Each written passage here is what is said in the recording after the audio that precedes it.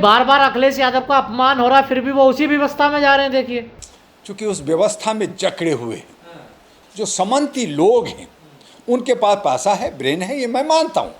3% 4% है, लेकिन बहुसंख्यक जिनका हक और अधिकार मिलना चाहिए, जिनको आगे बढ़ना चाहिए, जिसके लिए हमारे संविधान में आरक्षण का भी प्रोविजन है, आज जो दलित हैं, ओबीसी हैं, मुसलमान हैं, ये सब मिलके 295 मेंबर ऑफ पार्लियामेंट हैं, वो भी डरे सहमे हैं। वो अगर एक साथ हो जाएं तो उनकी सरकार बिना कोई दूसरा चुनाव का सरकार बन सकती है, लेकिन डरे हैं और सहमे हैं तो जो कम है वही राज करेगा। बीजेपी के पास कितना है? 243 है, लेकिन उनके पास हुनर है, उसके पास जोड़ने की ताकत है, लोगों को डराने की ताकत है, और इसीलिए 240 होने के बाद भी वो हुंकार भरता है और राज कर रहा है। तो हमारी और आपकी गलती नहीं है तो किसकी है? इसी का फायदा ये तमाम लोग ले रहे हैं। एक तरफ यादव विरोध भी कर रहे हैं ब्राह्मणों का, और दूसरी तरफ पुजारियों को बुला रहे हैं अखिलेश यादव अपने घर में। देखिए, इसीलिए अखिलेश यादव का जो अस्तित्व है वो खत्म होता जा रहा है।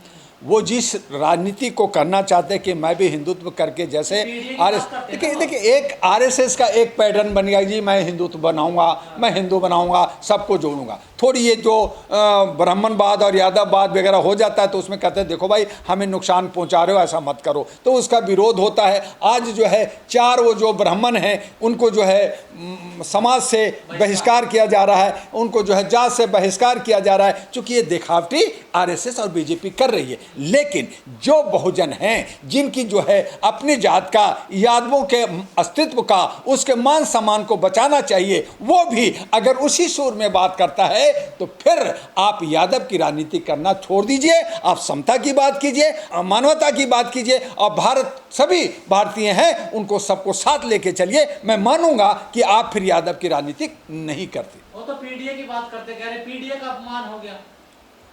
इसीलिए अखिलेश और राजभर दोनों ये कह रहे हैं कि ब्राह्मणों का ये जन्मसिद्ध अधिकार है कि वही पंडिताइन करेंगे, वही जो है पाठ पूजा पाठ करेंगे। तो भैया शिक्षा को बंद कर दो देश के अंदर, वही पढ़ेंगे। फिर संस्कृति दूसरे को, संस्कृत सब्जेक्ट जो है वो सिर्फ ब्राह्मण पढ़ेगा, दूसरा कोई नहीं पढ़ेगा।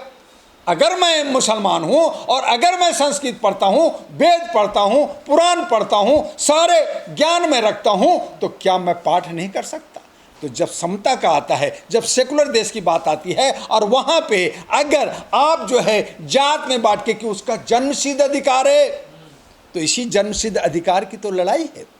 यही तो मनुवाद और यही मनुस्मृति और यही जो है सनातन और ये जो है बैकवर्ड और फॉरवर्ड और पीछे और सबको आगे ले जाने की यही तो लड़ाई है। और तब प्रियार आया, तब काशीराम आया, तब लल्ला यादव आया, तब हमारा कर्पूरी ठाकुर आया, और बड़े बड़े लोग आए, और अंबेडकर आए, तब संविधान बना। तो आप संविधान की धज्जियाँ उड़ा रहे हो, तो अखिलेश भी धज्जियाँ उड़ा रहे, राजभर भी धज्जियाँ उड़ा रहे, और लोग भी उड़ा रहे। इससे क्या होता है? लोगों को मनोबल बढ़ रहा है, लोग एक जात को दूसरे जात को मार रहे हैं, पीट रहे हैं। आज ब्राह्मण का जो गांव है वहां पे दूसरा यादव और दूसरा जात के लोग जाएंगे तो वो मार खाएंगे, और यादव के गांव में अगर ब्राह्मण जाएगा तो वो मार खाएगा। तो इस तरह का जो समीकरण और इस तरह का जो माहौल है, क्या ये देश को विघटन की तरफ, देश को बर्बाद करने की तरफ नहीं जा रहा? सर, अभी अभी इटावा में यादवों का अपमान हुआ, लेकिन अखिलेश यादव फिर ब्राह्मणों को बुलाकर अपने घर का गृह प्रवेश करवा रहे हैं। जहां अखिलेश यादव अपनी जात की राजनीति करते हैं,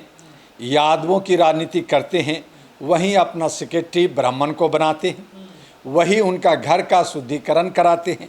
ये अखिलेश यादव खाली नाम का यादव हैं। तो इस तरह से एक दूसरे को उलझा करके, जनता को उलझा करके, ये जो राजनीतिज्ञ लोग हैं, जो कोई भी जात के लोग हों, कोई भी धर्म के लोग हों, ये सब अपनी रोटी सेक रहे हैं, ये सब जनता को बेवकूफ़ बना रहे हैं, ये सब जनता को तोड़ना चाहते हैं, और जो सहिष्णुता है, जो समानता है, जो हमारी एकता है, उसको छीन भिन करते हैं। और ऐसी सूरत में जब ब्राह्मण, जब उसका धोबन होता है, तो ये अखिलेश जो है दोगलापन कर रहे हैं, अपने जात के साथ कर रहे हैं। और यही वजह है कि वो हार का सामना करते हैं। जो अपना नहीं हुआ, अपने घर का नहीं हुआ, अपने जात का नहीं हुआ, वो अपने राष्ट्र का और अपने राज्य का क्या होंगे? तो ओवरऑल यही लड़ाई चल रहा है। इसी का महाराष्ट्र के अंदर यही उद्धव ठाकरे और राज ठाकरे कह रहा है, मैं मराठी के लिए लड़ूंगा। अगर कोई कहता है कि ये गुंडई है तो मैं गुंडा हूं और मैं गुंडागर्दी करूंगा। अखिलेश जी क्या गुंडागर्दी कर रहे हैं, नहीं कर रहे हैं, तो ये सब राजनीतिक का ओहापोह में मुख्य मुद्दा से भटका कर करके हमें और आपको, जनता को बेवकूफ बना रहे। कोई पैंट खोलकर चेक कर रहा, कोई चेक लिस्ट की नाम लगवा रहा, आपने अपने नाम लिखवा कर चल क्या रहा है देश में। आज हम सब बुद्धिजीवियों को डर है कि सड़क पे जाएंगे, हम किसी प्रोग्राम में जाएंगे, चार घेरेगा, वो पैंट उतारेगा, वो पूछेगा आपका नाम क्या है, आपका जात क्या है, आप ये श्लोक जानते हो, आप ये जो है सूरज जानते हो, आप अल्लाह अकबर कहना जानते हो, आप जो है कोई मंत्र सूत्र बताओ। तो ऐसी जो है विडंबना बन गई है देश का कि हम जहां समता के रस में जीते थे, जहां हम सब मिल करके रहते थे, एक बगिया का खुशबू थे, वहां आज हम बट गए हैं और कांटों की सजा पे हम चल रहे हैं। ये नफरत फैलाने का जिम्मेदार कौन है? सारे राजनीतिक लोग हैं जो देश हित में नहीं सोचते, समाज हित में नहीं सोचते, अपने परिवार के लिए नहीं सोचते, सिर्फ स्वार्थी हैं। कहीं ना कहीं वो स्वार्थ के साथ डरे भी हैं और उस डर में ऐसे जी रहे हैं जैसे जनता जो है बंधुआ मजदूर है, हम जैसे चाहेंगे वैसे हाँकेंगे और अपना राज्य करेंगे। तो ये जो सोच है वो बहुत ही, तो ऐसे भारत विश्वगुरु बनेगा ऐसी हरकतों से? भारत आज अगर कहा जाता है कि विश्व का विश्वगुरु कौन, तो भारत कहलाता है। लेकिन भारत विश्वगुरु है अब? नहीं है। कहते हैं कि पैगंबर ज्यादा आया तो अरब से आया, ईरान से आया, इराक से आया, इजराइल से आया, फिलीपींस से आया, लेकिन आदम हवा कहां आराम कर रहे, पता है आप लोग को? श्रीलंका में।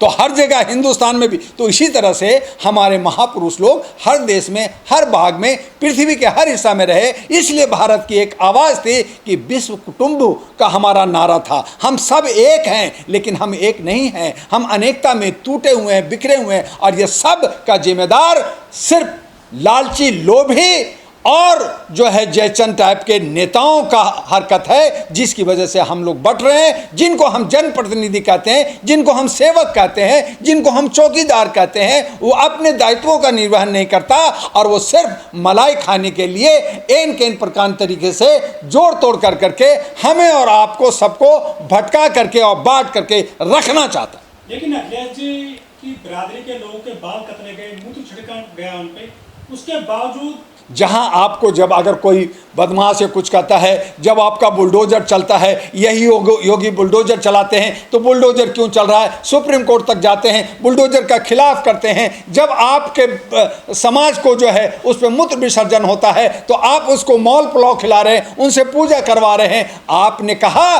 कि भैया बाकी पे बुलडोजर चलाया तो 4 ब्राह्मणों के घर पे भी बुलडोजर चलाओ, उनको भी घर तोड़ो, उन पे भी केस होना चाहिए। किसी ने मांग किया, किसी ने योगी को कहा कि आप सबका हक और अधिकार की बात करते हैं, समानता इक्वलिटी के लिए देश को चलाते हैं, राज्य को चला रहे हैं, तो इन 4 ब्राह्मणों पर करें तो वह मोहल्ले वाले, पड़ोस वाले, गांव वाले उसका बहिष्कार कर रहे हैं। लेकिन सरकार और नेता जो है अपना रोटी और गोटी सीख रहे हैं कि हमें पैसा चाहिए, हमें धन चाहिए। जैसे मायावती धन के पीछे गई और नतीजा हुआ कि उनकी राजनीतिक समीकरण बिगड़ गई। और आने वाले दिन में अगर यही रवैया अखिलेश की रही तो इनकी भी दुर्गति मायावती से बुरा होगा।